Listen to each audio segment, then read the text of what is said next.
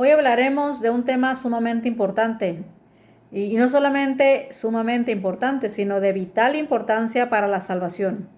Muchos creen que el Viejo Testamento dejó de ser y que ahora solamente es el Nuevo Testamento a partir de Cristo para acá, pero eso es totalmente erróneo. Al leer hoy acerca del ministerio de Cristo en el santuario celestial, nos daremos cuenta que cómo la Biblia está entrelazada desde el Génesis hasta el Apocalipsis. Entonces, Dios es el mismo ayer, hoy y siempre. Y su palabra siempre será eterna. No miente, Dios no miente y por lo tanto se cumplirá cada cosa que está escrita en la Biblia. Y hablaremos, como ya les dije ahorita, de lo que Jesucristo está haciendo en el lugar santísimo del santuario celestial. Poco a poco iremos entendiendo de qué se trata esto del santuario. Hay un santuario en el cielo, el verdadero tabernáculo que el Señor erigió, o sea, levantó, y no el hombre. Vamos a leer Hebreos 8:2. Vamos a leer desde el 1 para tener un poquito más de contexto. Ahora bien, el punto principal de lo que venimos diciendo es que tenemos tal sumo sacerdote, el cual se sentó a la diestra del trono de la majestad en los cielos, o sea, Jesucristo que se sentó a la diestra de su Padre, ministro del santuario y de aquel verdadero tabernáculo que levantó el Señor y no el hombre. Aquí nos deja muy en claro que en el cielo hay un santuario que fue levantado por el mismo Dios y no por manos de humanos. Y ahorita vamos a entender por qué estamos diciendo esto. Dice Éxodo 41:3, donde veremos acerca del santuario que levantó Moisés por orden de Dios. Y este del cual vamos a hablar es el santuario terrenal. Del que hablamos primero es el santuario celestial. Dios le dijo a Moisés que levantara un tabernáculo aquí en la tierra como símbolo del verdadero que está en el cielo para enseñarnos a los seres humanos de manera didáctica el plan de salvación. Éxodo 40.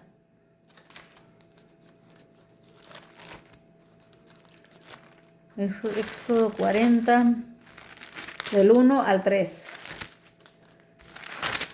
Dice, luego Jehová habló a Moisés diciendo, en el primer día del mes primero harás levantar el tabernáculo de reunión, y pondrás en él el arca del testimonio, y la cubrirás con el velo. Bueno, aquí Dios le está diciendo a Moisés que levante un tabernáculo como el que le mostró el que está en el cielo. Y dice que en una de los compartimentos de ese santuario, en el lugar santísimo, pusiera el arca del pacto, el arca del testimonio. Los testimonios es la ley de Dios, los 10 mandamientos, y esos se encuentran en el arca del pacto, en el arca que se encuentra en el lugar santísimo, que al mismo tiempo es el trono de Dios Padre.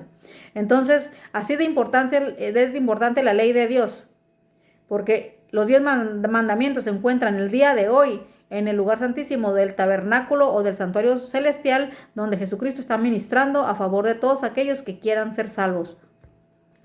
Así de importante es la ley de Dios. Los 10 mandamientos que se encuentran en Éxodo del 1 al Éxodo 20, del 1 al 17. Dice, en él, o sea, en el santuario, ministra Cristo en favor de nosotros para poner a disposición de los creyentes los beneficios que su sacrificio expiatorio ofrecido una vez y para siempre en la cruz. Hebreos 9:28. Hebreos 9:28 nos dice, así también Cristo fue ofrecido una sola vez para llevar los pecados de muchos y aparecerá por segunda vez sin relación con el pecado para salvar a los que le esperan. Y aquí está muy claro donde dice que Jesucristo ha muerto una sola vez, porque no puede estar muriendo. Una sola vez murió aquí hace 2000 años. Y dice que ese sacrificio es para todos aquellos, para muchos, no dice a todos, porque desgraciadamente no todos quieren, para muchos Él murió para perdonar los pecados, y dice que cuando venga por segunda vez, Él vendrá completamente ya muy aparte de lo que significa el pecado, y vendrá a salvar a todos aquellos que han dejado de pecar para que vivamos en su presencia de nuevo. Lo voy a leer nuevamente para que podamos entenderlo un poquito mejor. Así también Cristo fue ofrecido una sola vez para llevar los pecados de muchos, y aparecerá por segunda vez. Palabra de Dios, Dios no miente, y dice que aparecerá por segunda vez, que por cierto ya está muy cercana esa venida. Dice, para salvar a los que le esperan. Entonces, si tú quieres ser salvo, si tú quieres tener una vida eterna, si quieres estar en la presencia de nuestro Creador, del Creador del universo, entonces, por favor, te pido que leas la Biblia. Cuando tú leas la Biblia, Dios te irá dando sabiduría, si tu deseo es verdadero. Cristo llegó a ser nuestro sumo sacerdote y comenzó su ministerio intercesor en ocasión de su ascensión. O sea, cuando resucitó y se fue al cielo, empezó su intercesión, como dice aquí, pero en ese tiempo empezó su intercesión en el lugar santo. Hay dos compartimentos en el santuario, como ya les dije. Cuando resucitó y se fue al cielo, estuvo en el lugar santo. En 1844 entró al lugar santísimo, donde hoy está intercediendo como fase última del plan de salvación.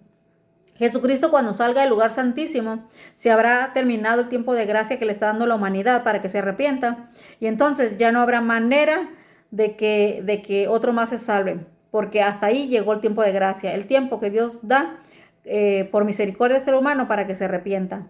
Entonces dice en Hebreos 4, 14, 16, vamos a ver de qué dice. Hebreos 4, 14 al 16. Dice, por tanto, teniendo un gran sumo sacerdote que traspasó los cielos, eso es cuando resucitó y se fue, Jesús, el Hijo de Dios, retengamos nuestra profesión, o sea, que no perdamos la fe en eso, que los que creamos nos mantengamos firmes, y eso se hace con la ayuda del Espíritu de Dios. Porque no tenemos un sumo sacerdote que no pueda compadecerse de nuestras debilidades, sino uno que fue tentado en todo según nuestra semejanza, pero sin pecado. Aquí dice que Cristo estuvo aquí en la tierra como ser humano, y como Él fue tentado muchas veces por Satanás, Él se mantuvo fiel a las promesas de su Padre, a la obediencia, y Él pudo vencer el pecado. Y dice que nosotros también podemos hacerlo con el poder que viene de Él. Por eso es necesario buscar su presencia y permitirle que su Espíritu obre en nosotros. Él quiere un corazón dispuesto, que Él quiere una vida consagrada a Él para que Él pueda trabajar. Dios no puede trabajar en un ser que no quiere disponer su corazón, que no quiere dejar el mundo para que Dios pueda trabajar en él. Así que los invito a eso, analicen eso. ¿Vale la pena perder la vida eterna por unos momentos o unos años de vida en este mundo? No, no vale la pena. Así que esforcémonos, demos nuestra vida al Señor, a nuestro Creador, y que Él la transforme para que podamos obedecerle. Dice, acerquémonos pues confiadamente al trono de la gracia para alcanzar misericordia y hallar gracia para el oportuno socorro.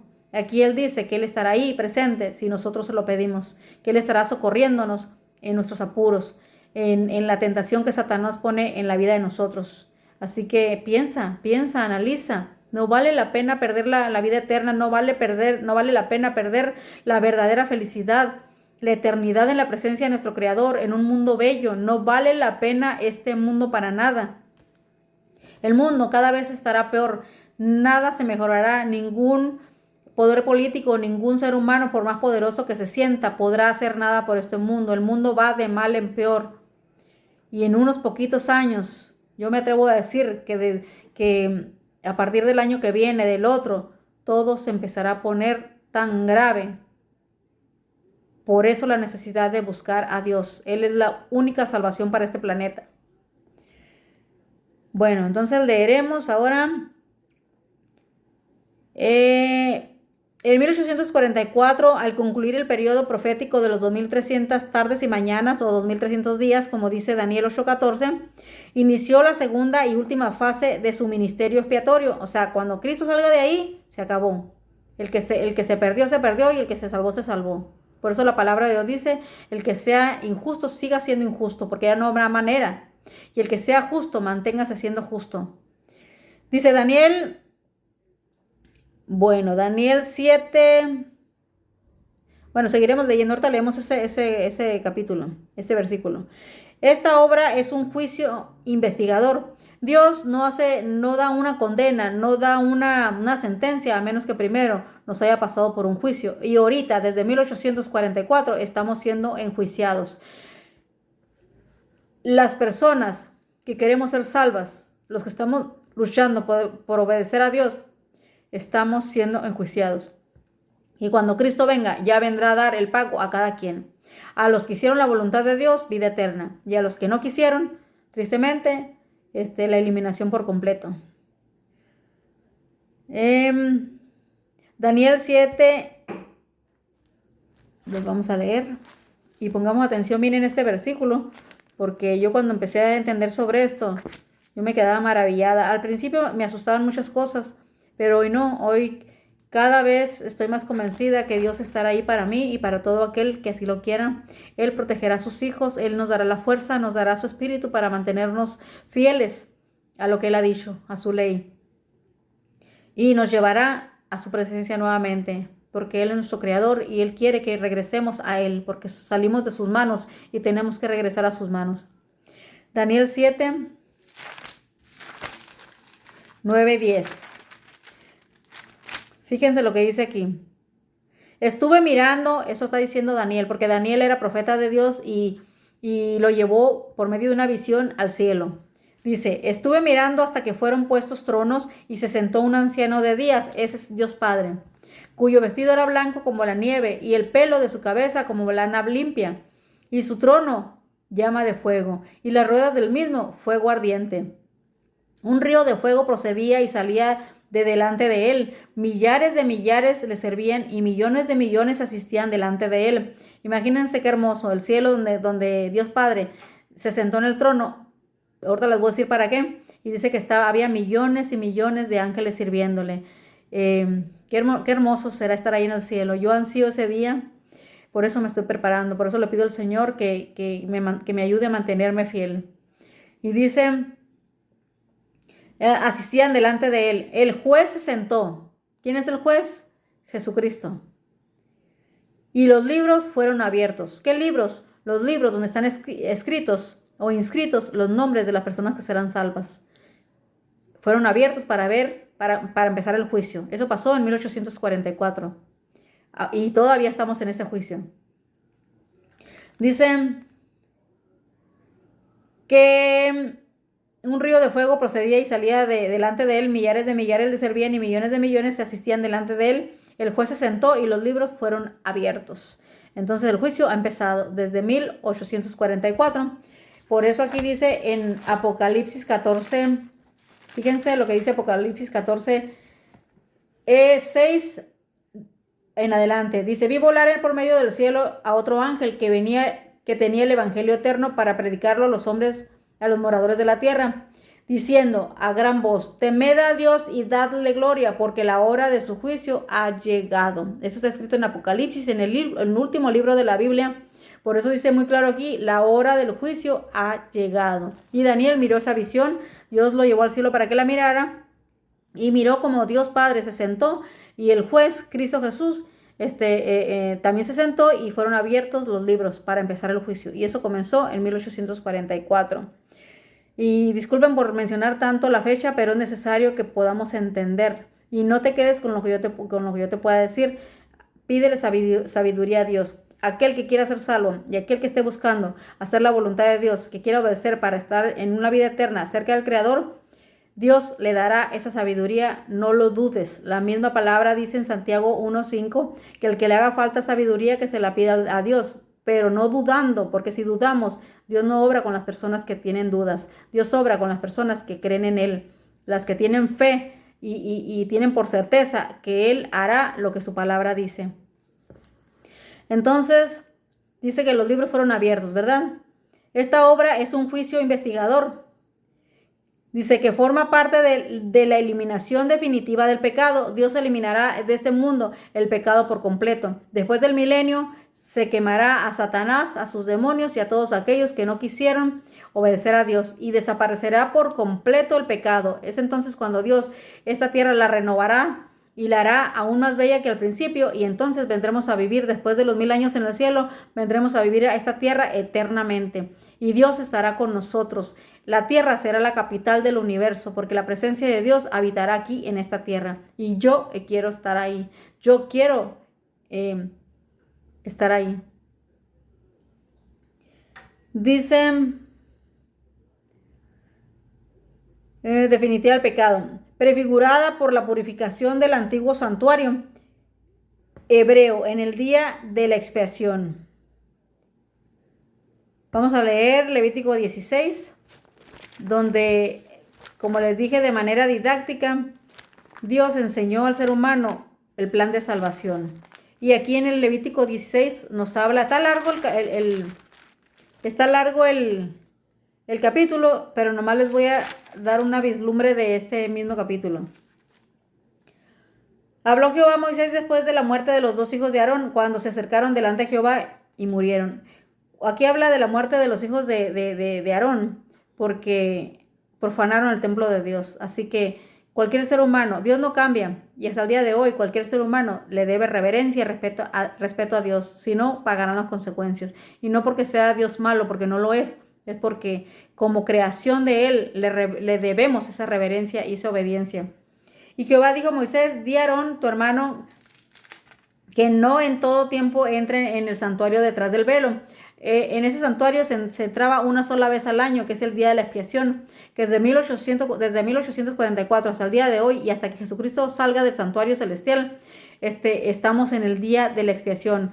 Era la expiación, o sea, cuando se limpiaba el santuario y sacaban todos esos pecados de ahí del santuario y se los ponían a un macho cabrío, a un animal que representa a Satanás, se ponían esos pecados simbólicamente, los sacaban del santuario terrenal, se los tomaban al macho cabrío y ponía Aarón, que era el sumo sacerdote aquí en la tierra, ponía sus manos en ese macho cabrío y simbólicamente depositaba esos pecados sacados del santuario al macho cabrío, al animal que representaba a Satanás.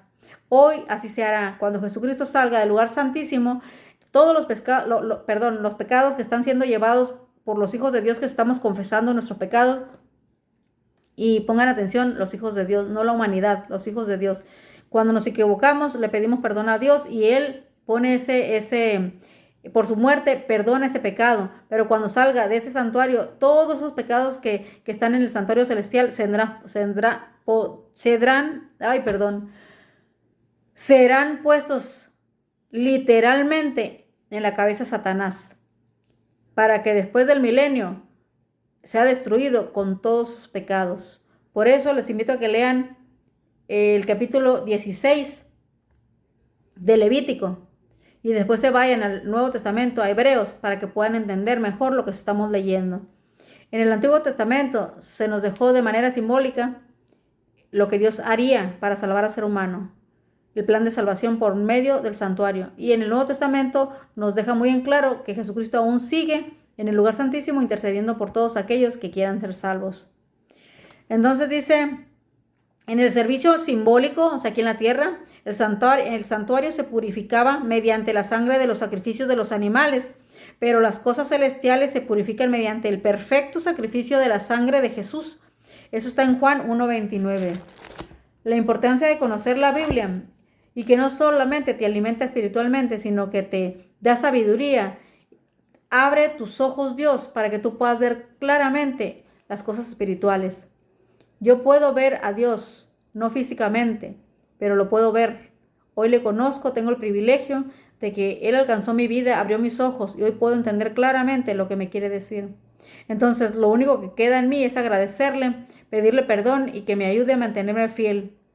Porque yo quiero el galardón, yo quiero la vida eterna, porque para eso fuimos creados, para vivir en su presencia felices. Juan 1:29. Juan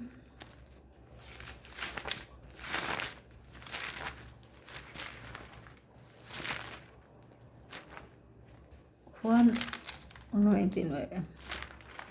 Dice, el siguiente día vio Juan a Jesús que venía a él y dijo, he aquí el Cordero de Dios que quita el pecado del mundo. Leo este versículo para hacerle referencia, que en el santuario terrenal dice que de manera simbólica sacrifican animales para purificar el santuario, pero Jesucristo es el último Cordero, por eso dice aquí, dice, he aquí el Cordero de Dios que quita el pecado del mundo. Jesucristo es el verdadero Cordero, el que quita de verdad el pecado. porque antes era simbólicamente, pero con la muerte de Cristo se vino a cumplir todo eso que decía en el Antiguo Testamento, en el santuario terrenal. El juicio investigador revela a las inteligencias celestiales quienes de entre los muertos duermen en Cristo. O sea, que por medio de nuestras acciones, todas esas acciones se están apuntando en los libros que ya les dije hace rato. Hay un libro que se llama el libro de la vida. Ahí están inscritos los nombres de las personas que hacen lo correcto, que están obedeciendo a Dios. Entonces dice que las inteligencias celestiales, o sea, Dios, Jesucristo, que también es Dios, los ángeles, todos los que están allá en el cielo, dice, ellos pueden darse cuenta, porque ahí están los libros, los registros, y de saber quiénes han muerto en Cristo. O sea, una persona que hizo la voluntad de Dios, obedeciendo a Dios, y murió, esa persona murió en Cristo y será resucitada para una vida eterna. Y dice, siendo por lo tanto considerados dignos de Él, o sea, dignos de Jesucristo, dignos de estar en su presencia, de participar en la primera resurrección. Hay dos resurrecciones. En la primera resucitarán los hijos de Dios. Y en la segunda, después del milenio, resucitarán los que serán exterminados por fuego. Y vamos a leerlo en 1 Tesalonicenses 4:16.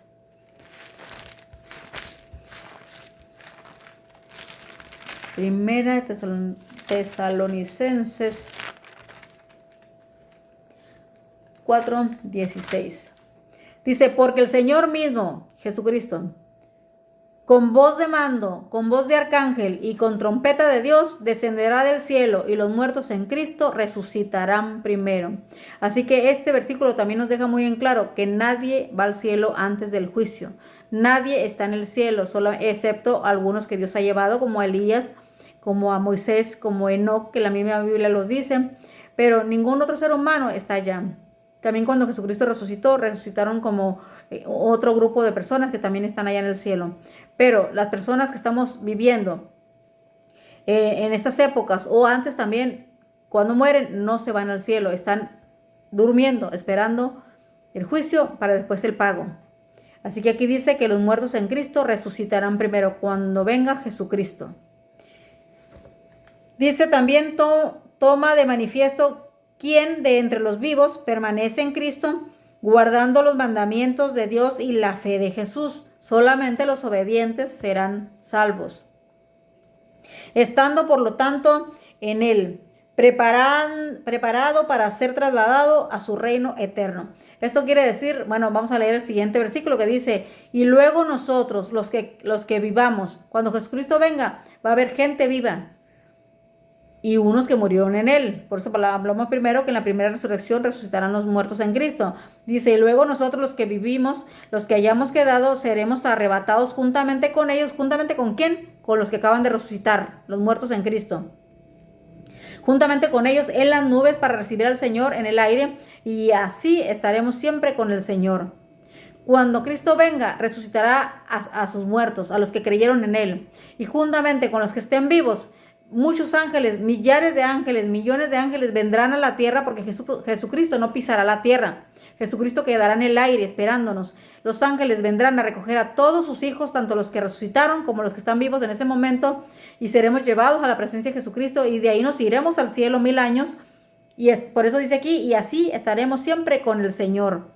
Así que piensa en eso, medita. No creas lo que tengas por tradición o porque algún pastor o por algún sacerdote te dice. La misma Biblia te dice la verdad. No confíes en lo que cualquier hombre te diga. Tú mismo puedes conocer la verdad si le das permiso al Señor de iluminarte. Así que no hay nadie en el cielo, no se van al cielo.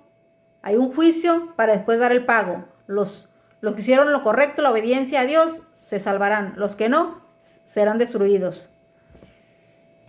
Vamos a leer, ya terminaremos en un ratito, donde dice, este juicio vindica la justicia de Dios al salvar a los que creen en Jesús.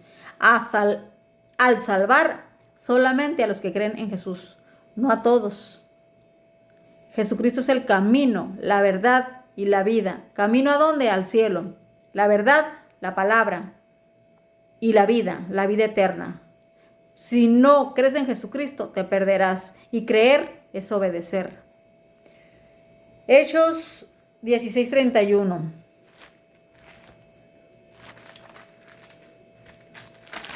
nos dicen, y ellos dijeron, cree en el Señor Jesucristo y serás salvo tú y tu casa. Imagínense, por medio de ti, si tú crees en Dios, tus hijos serán bendecidos. Y muchas personas de tu familia creerán porque mirarán un cambio en ti, mirarán que Dios está obrando en ti y se darán cuenta que algo especial, sobrenatural está pasando. Y ellos también querrán creer en el Todopoderoso. Así que dice aquí que cree en el Señor Jesucristo y serás salvo tú y tu casa. Dicen Romanos 10, 9 y 10.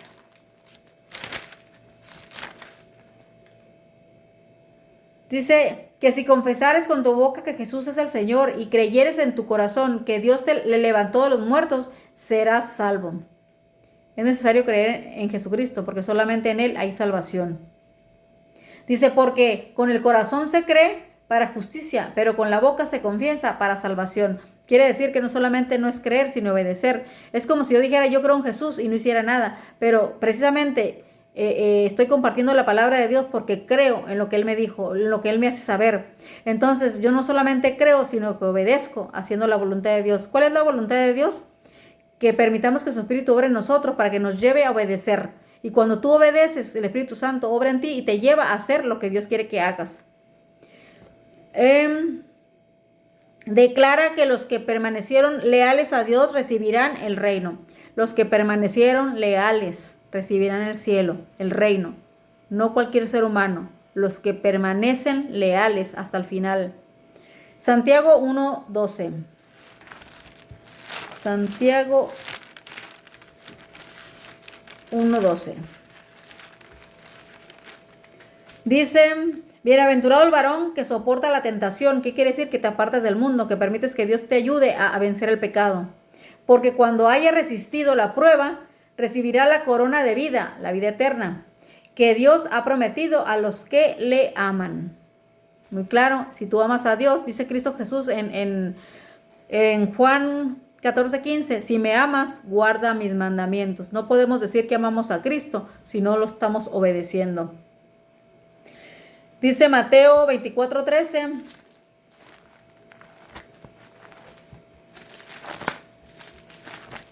Perdón, 24:13 dice, mas el que persevere hasta el fin, este será salvo.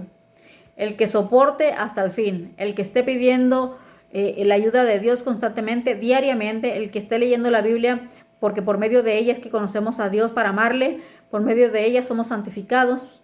Entonces el que persevere hasta el fin, ya sea que hasta que venga Jesucristo o ya sea que hasta que muramos, seremos salvos, todos aquellos que perseveremos hasta el final. La conclusión de este ministerio de Cristo señalará el fin del tiempo de prueba otorgado a los seres humanos antes de su segunda venida. Santiago 1:2-3. Santiago 1:2-3.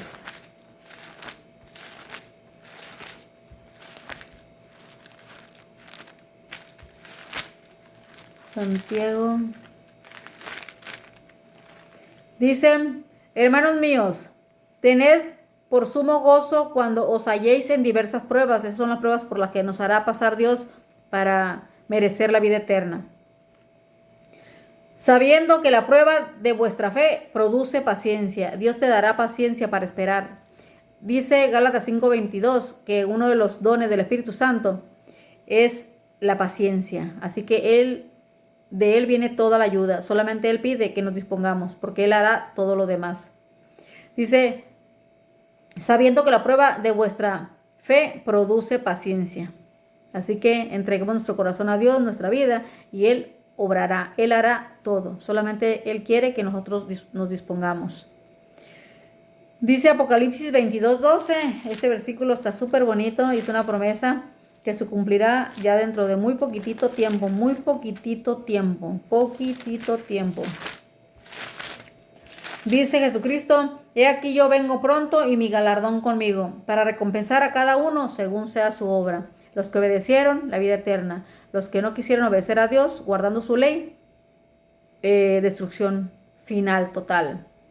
Y Apocalipsis 21 lo apunté aquí porque si ustedes, más bien los invito a que lean el capítulo 21 de Apocalipsis, donde se encuentran cielo nuevo y tierra nueva, lo que Dios hará como recompensa en esta tierra para todo aquel que obedece y le ama, porque si le amamos obedeceremos. Así que los invito a que conozcan sobre el santuario celestial y lo que fue el santuario terrenal, que el terrenal era simbólico, era figura y sombra de lo que vendría en el futuro con la muerte de Jesucristo y su intercesión hoy en el santuario celestial.